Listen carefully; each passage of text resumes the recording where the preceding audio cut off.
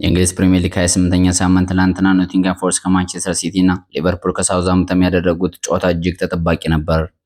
ቀደም ሲል 9 ሰዓት ተኩል የጀመሩት ኖቲንግሃም ፎረስት ከማንቸስተር ሲቲ ኖቲንግሃም ፎረስት በሜዳው 1-0 ማሸነፍ ችሏል።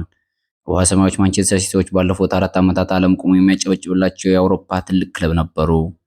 አይለፍና 20 ጊዜ ያለፈና አሁን የእንግሊዝ ፕሪሚየር ሊግ ክለቦች ከወራጅ ቀጠና እስከ መካከለኛ ያሉ ክለቦች የሚወርቁበት ሆኗል። ውሃ ሰማያዊዎቹ ማንቸስተር ሲቲዎች በዚህ ከቀጠሉ ለቀጣይ ሻምፒዮንስ ሊግ ለመሳተፍ ከአንድ እስከ 4 ዙር ማጠናቀቅ ትልቅ ፈተና ይጠብቃቸዋል።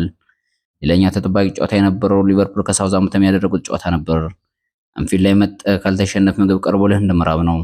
በዘንድሮ የአርነ ስሎት ቡድን ማንም የማይፈነጭበት የአውሮፓና የእንግሊዙ አንጋፋ ክለብ ነው። ሊቨርፑሎች በእንግሊዝ ፕሪሚየር ሊግ እና በሻምፒዮንስ ሊግ እያደረጉ ያሉት እንቅስቃሴ እጅግ የሚደነቅ ነው። በእንግሊዝ ፕሪሚየር ሊግ በ16 ነጥብ ከተከታዩ መድፈኛ አርሰናል 2 ጨዋታ በልጦ ዋንጫው ለኔ ነው ይላል። ሊቨርፑሎች ቀጣይ በአንፊልድ ቀዝቃዛው የዓለም ጦርነት የሚመስል ጨዋታ አላቸው። አንጋፋው የፈረንሳይ ሊጉን ፒኤስጂ በሜዳቸው ማሸነፍ ከቻሉ የሻምፒዮንስ ሊግ ዋንጫ የማንሳት ሰፊ ዕድል አላቸው። ዛሬ የሚደረገው የዓለማችን ኃያል ክለቦች ማንቸስተር ዩናይትድ ከአርሰናል የሚያደርጉት ጨዋታ እጅግ ተጠባቂ ሆኗል።